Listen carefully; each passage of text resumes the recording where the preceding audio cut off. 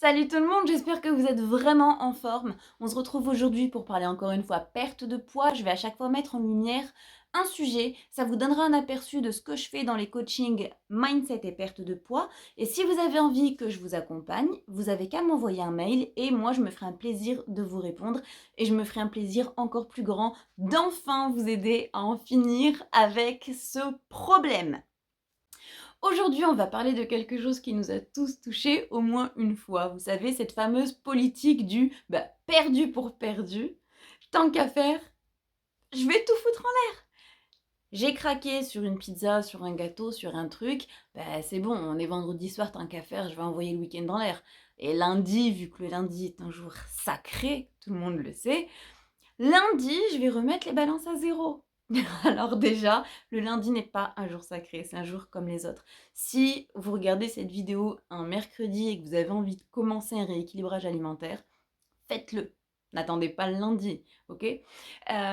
Ensuite, je vais vous expliquer pourquoi est-ce qu'on fait ça, pourquoi est-ce qu'on ne s'arrête pas juste à la pizza qu'on a mangée ou le gâteau qu'on a mangé, mais qu'on va aller encore plus loin et faire la bêtise de gâcher, j'ai vraiment envie d'employer le mot gâcher plusieurs jours. Pourquoi le mot gâcher? Parce qu'on est d'accord. Si tu regardes cette vidéo, tu le sais, tu es en plein rééquilibrage alimentaire ou pas, ou du moins ça t'est déjà arrivé, c'est des efforts, c'est des sacrifices. Sauf que moi j'arrive ce week-end-là et que j'explose tout. La pizza, la glace, le fondant au chocolat, les chips, j'explose tout parce que, encore une fois, cette politique du foutu pour foutu. C'est bon, j'ai craqué, donc tant qu'à faire, autant finir le truc. Non, là c'est terminé, vous n'aurez plus aucune excuse pour faire ça. Je vous explique. Vous vous êtes mis en situation de stress et vous avez mangé vos émotions. Il y a plusieurs raisons. Et la plus fréquente, c'est que vous avez choisi une diète qui est beaucoup trop restrictive. D'accord? Vous allez vous priver de beaucoup trop de choses et vous y êtes surtout pas allé crescendo. Si demain je demande à quelqu'un qui est fumeur depuis 20 ans d'arrêter de fumer là tout de suite du jour au lendemain, il va pas y arriver. Maximum, il va tenir quoi? Quelques heures? Une journée? Alors que si je demande à cette personne d'y aller tout doucement, de mettre des patchs, de manger des chewing-gums à la nicotine, si cette personne a vraiment une très bonne raison d'arrêter de fumer, ce sera beaucoup plus simple d'y aller crescendo. Là, c'est pareil, dans le cas d'une diète, c'est exactement pareil. De surcroît, parce qu'on est tous pareils, quand on commence un rééquilibrage alimentaire, on est du genre à vouloir tout faire d'un coup. Je règle mon alimentation. J'ai envie de faire 8 séances de sport par jour. J'ai envie tous les jours d'appliquer ma crème anticellulite. Et en plus de ça, j'ai décidé de faire une morning routine de fou. Le problème, c'est que quand on relâche sur un de ces points, tous les autres vont dégringoler. Parce qu'il ne faut pas tout faire d'un coup. On ne peut pas, on n'est que des êtres humains. Si vous voulez que quelque chose devienne une habitude, concentrez-vous d'abord sur cette chose-là. Par exemple, je commence d'abord par réguler mon alimentation. Une fois que je suis bien lancée, que ça fait un mois tranquille, que je sais, que je me connais, parce qu'il va falloir apprendre à se connaître aussi, que je connais mon corps, que je connais comment est-ce que je fonctionne, là, je vais pouvoir mettre en place des séances de sport. En mode, c'est bon, là, je me sens suffisamment lancée dans mon alimentation pour pouvoir me concentrer sur autre chose et je vais mettre en place ma séance de sport. Une fois que je suis disciplinée, et je parle bien de discipline, allez voir la vidéo de la semaine dernière, une fois que je suis disciplinée sur mon sport, peut-être qu'à ce moment-là, je peux commencer à appliquer ma crème anti-cellulite tous les jours et ainsi de suite. Les choses, on va les intégrer petit à petit et pas bam tout d'un coup, parce que sinon, il y a tout qui disparaît d'un coup. Ça arrive ensemble, ça repart ensemble, d'accord? Tout à l'heure, je parlais de stress, de manger ses émotions. Ce qui va se passer quand on va être trop dans la restriction, c'est qu'on va être frustré. Et la frustration, ça va faire naître un stress incroyable. Et le meilleur moyen qu'on connaît aujourd'hui, enfin nous en tout cas, toi, moi, qui sommes en rééquilibrage alimentaire, qui avons du poids à perdre, la meilleure des choses qu'on connaît, en fait, le meilleur moyen qu'on a en notre possession pour freiner un stress ou pour anesthésier, c'est vraiment le mot, anesthésier ce stress, c'est d'avoir un shoot de dopamine et d'endorphine avec de la nourriture. Donc, je vais venir éteindre ce stress un petit peu comme on éteint un feu en me gavant de nourriture. Le truc, c'est qu'il faut revenir à la base. S'il n'y a pas de feu, j'ai pas besoin de l'éteindre. Donc, s'il n'y a pas de stress, j'ai pas besoin de me goinfrer. Pour éviter ce stress, il faut savoir déjà d'où est-ce qu'il vient, d'où l'importance du mindset dans la perte de poids. Là, dans notre cas, c'est possible que le pic de stress soit dû à la restriction. Ça fait 3 semaines que j'ai pas mangé de gâteau, je passe devant une pâtisserie, ça sent super bon, le gâteau il a l'air vraiment bon, je craque royalement. Je vais manger ce gâteau et là, mon cerveau, qu'est-ce qu'il va me dire? Mais c'est vachement bon, t'as vu comme c'est bon? Tu te rappelles? Ça te revient là, ce bon goût de gâteau? Bon ben viens, on va faire la même avec les chips, avec la pizza, avec la glace, avec... Et boum! Foutu pour foutu, j'ai tout envoyé balader. Mais c'est de ma faute. Il faut aussi savoir admettre ses responsabilités. C'est de ma faute, c'est parce que pendant 3 semaines, j'ai fait subir à mon corps et à mon cerveau une restriction qui était beaucoup trop importante. Alors que si je m'étais accordé de manger, je sais pas moi, à 4 heures un cookie, c'est pas la fin du monde un cookie.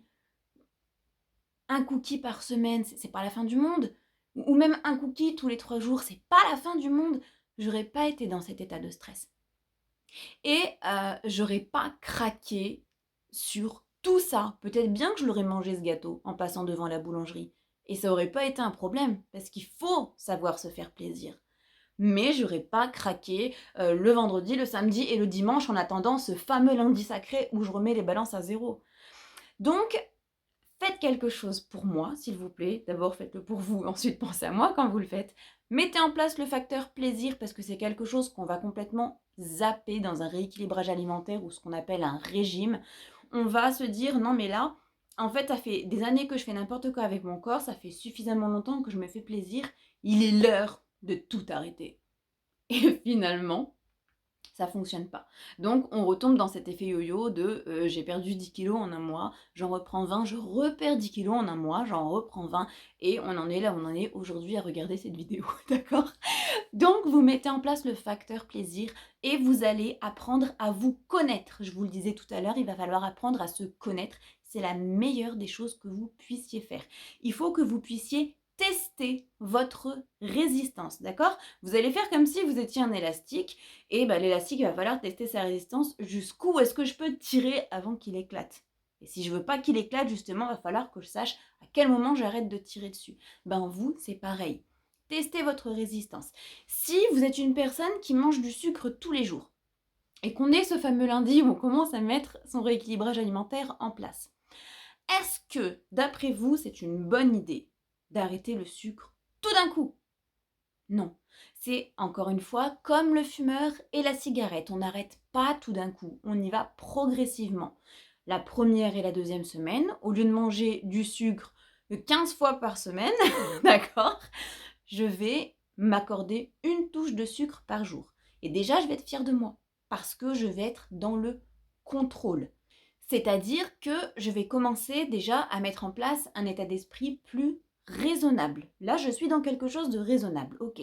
Une fois que j'aurai pris cette habitude de réduire ma quantité de sucre, au lieu de manger du sucre une fois par jour, peut-être que 3 semaines après le début de mon rééquilibrage alimentaire, je vais commencer à manger du sucre 3 fois par semaine, et puis ensuite 2. Et puis là, on réalise que finalement, ouah, ça fait déjà 2 mois que j'ai commencé mon rééquilibrage alimentaire, et j'ai pas tout arrêté. J'ai pas tout arrêté. Et ça, peut-être bien que c'est miraculeux pour commencer. Apprenez à vous connaître. Et ça passe d'abord par tester sa résistance. Pensez toujours à l'élastique. Si vous voulez pas qu'il claque, testez sa résistance. Et quand vous voyez que ça commence à devenir un petit peu trop difficile, c'est bon, on arrête de tirer dessus. Moins vous allez vous mettre en situation de stress et moins vous allez venir tout exploser le vendredi soir sous prétexte qu'on relâche la pression. Encore une fois, dans votre routine, ne mettez pas tout en place d'un coup, allez-y progressivement. Ne vous comparez pas. C'est pas parce que la copine qui a commencé exactement en même temps, vous savez, moi j'ai commencé sur TikTok. Je sais pas si je vous l'avais déjà dit, mais j'avais commencé sur TikTok le 28 février en me disant, bah voilà, j'ai décidé de perdre 20 kilos. Et j'avais fait ma pesée du premier mois et j'avais dit, ouais, j'ai perdu 4 kilos le premier mois, je suis super contente, machin. Moi, j'étais hyper fière d'avoir perdu 4 kilos le premier mois. Déjà, j'étais hyper fière d'avoir tenu un mois. Et il y a une personne qui a commenté ou qui est venue en message, je sais plus, une fille, et qui m'a dit, trop nul, moi j'ai commencé en même temps que toi, j'ai déjà perdu 6 kilos, toi t'en as perdu que 4, blabli, bref. Il n'y a pas si longtemps que ça, quand j'ai annoncé que j'avais perdu 10 kilos, cette même personne est venue me voir en me disant, punaise, t'es courageuse, je sais pas comment est-ce que t'as fait pour continuer, moi j'ai tout repris. Voilà, donc tout ça pour dire ne vous comparez pas. C'était juste une petite parenthèse pour dire ne vous comparez pas. Chacun va à son rythme et chacun va le plus loin possible dans sa démarche, ok? Je vais vous prendre la tête avec ce point-là, j'en parle dans cette vidéo, j'en parlerai dans d'autres vidéos, je ferai même une vidéo spécialement pour ça. Mais trouvez votre pourquoi. Si je te demande là, tout de suite, pourquoi est-ce que tu veux perdre 10 kilos? Je pense pas que tu vas me dire, bah Carrie, c'est juste pour le fun, parce que j'ai envie de perdre 10 kilos. Il y a forcément une raison derrière. Tu vas me dire, je veux perdre 10 kilos parce que j'ai envie de rentrer dans cette petite robe-là, que j'ai achetée il y a 5 ans, qui est toujours dans mon placard. Ou bien j'ai envie de jouer avec mes enfants sans être essoufflée comme jamais. Ou j'ai envie de m'inscrire à telle activité, mais je suis trop en surpoids, je peux pas. X ou Y raison, bref, il y a toujours une raison. Et votre pourquoi, ton pourquoi, c'est ça. La semaine dernière, je vous parlais de motivation et de discipline. Et ben, mon pourquoi à moi, c'est ce qui a fait toute la différence. À chaque fois que j'avais pas envie, que j'ai pas envie toujours de me lever pour faire ma séance de sport, je pense à mon pourquoi. Et je vous jure, ça me motive comme jamais. Et boum, je vais faire ma séance de sport. À chaque fois que j'ai envie d'appliquer cette superbe politique de foutu pour foutu, je vais tout manger, je pense à mon pourquoi. Et maintenant, j'ai même plus besoin d'y penser, j'ai envie de dire, ça boum, ça jaillit comme ça tout seul. Et ça m'empêche de faire n'importe quoi. Autre chose d'important, faites un calcul, pensez tout simplement calories. Je suis pas en train de vous dire de compter les calories au quotidien parce que je l'ai fait au début et finalement je suis pas trop fan. Bref, là dans des moments comme ça, je trouve que c'est super utile de le faire. Vous le savez ou pas, pour une perte de poids, et je parle bien d'une perte de poids et pas une perte de gras, on verra plus tard que c'est différent, pour une perte de poids, il faut un déficit calorique. C'est-à-dire qu'il faut dépenser plus de calories qu'on en ingurgite. Je vais donner un exemple de base. Si il s'avère que ton corps a besoin de 2000 calories pour fonctionner au quotidien, il faut que tu consommes entre 1800 et 1600 calories pour être en déficit calorique. À ce moment-là, tu vas perdre du poids, tu vas être en perte de poids. Donc, si je calcule les calories, de ce gâteau au chocolat que j'ai mangé, ok, je suis à temps. Mais je vais aussi calculer les calories de la glace que j'ai pris, et des chips, et des bonbons, et des churros, bref, j'ose même pas calculer le nombre de calories que j'ai ingurgité en une semaine. Enfin, en une semaine, pardon, en un week-end, c'est encore pire, en un week-end de craquage. C'est-à-dire que si je m'étais arrêtée à ce gâteau au chocolat, bah, ça aurait clairement, très clairement, ça aurait eu zéro impact. Mais zéro impact. C'est-à-dire que j'aurais même pas fait un pas en arrière, j'aurais juste stagné. Et le lendemain, j'aurais repris ma route normalement. Alors que là, en mangeant ce gâteau au chocolat et en me disant, bah, tu sais quoi, vas-y, on a tout foutu en l'air, viens, on continue. Ben là, je le fais le pas en arrière. Et puis j'en fais 15 autres avec. Et là, tous les sacrifices que j'ai faits, toute la frustration de ma privation, foutu. Là, oui, pour le coup, foutu pour foutu, on y est. Quand on est comme ça, quand on se met dans une certaine situation et qu'on se dit, ben, tant qu'à faire, autant que je flingue le truc, c'est un peu comme quand on est à découvert hein, et qu'on se dit, bah, c'est quoi, je suis à découvert, autant exploser le plafond. On va être un peu dans le déni. C'est-à-dire que on sait pertinemment que ce qu'on est en train de faire, c'est pas bon pour nous. C'est pas bon pour nous. Ça nous met dans une situation encore plus critique que la situation dans laquelle on est. Mais on va venir rendre ça légitime. On va venir déculpabiliser en se donnant l'autorisation de transgresser l'interdit finalement. On va se dire, mais allez, c'est bon, laisse couler. Laisse couler, on verra plus tard. Sauf que ce qu'on oublie sur le moment, à l'instant T, c'est qu'on déculpabilise sur le coup, mais quand on va se réveiller de tout ça, on va paniquer. Et le stress qu'on a éteint, comme le feu qu'on a éteint avec de l'eau, ce stress finalement, il n'est pas réellement éteint, il est endormi. C'est-à-dire qu'un coup de vent et le feu, boum, il reprend. Là, c'est la même chose. Un petit coup de conscience à nouveau et le stress, il explose. Qu'est-ce que je vais faire pour éteindre ce stress? Je vais retourner manger. Ce qui fait qu'en fait, ce fameux « non, mais lundi, je reprends là où j'en suis », il est probable qu'il n'arrive jamais. Et que le lundi, quand je vais pour redémarrer, ce soit 1000 fois plus compliqué que ce que je pensais. Parce que finalement, mon stress, il n'est pas éteint. Il est anesthésié. Mais si tout se passe bien, on se réveille d'une anesthésie. Donc, mon stress, à un moment, je vais le réveiller. Ce qu'il faut apprendre, c'est à gérer son stress. Savoir d'où il vient. Pourquoi est-ce que je suis stressée? Quelle est la source de ce stress? Quand on éteint un feu, on vient chercher la source du feu également. Pourquoi est-ce que je suis stressée? D'où l'intérêt du mindset dans la perte de poids. C'est ce qui change tout. Voilà, c'est déjà la fin de cette vidéo. Déjà, mais je pense que ça fait un bout de temps que je parle. Donc, c'est la fin de cette vidéo.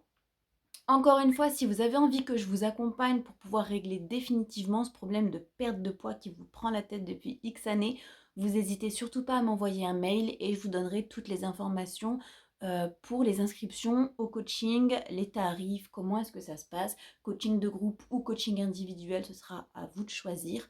En attendant, je vous fais un énorme bisou. On est vendredi, en tout cas, quand je tourne cette vidéo, quand je la posterai, on sera vendredi.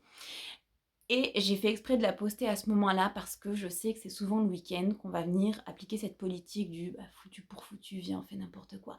Donc s'il vous plaît, pensez à moi, pensez à vous, pensez à moi et ne le faites pas. Visionnez cette vidéo autant de fois qu'il le faudra pour que ça rentre dans votre tête. N'hésitez pas à vous abonner également parce que toutes les semaines, je posterai une vidéo perte de poids ou autre, ça va être beaucoup perte de poids en ce moment. Très très bon week-end et à la semaine prochaine.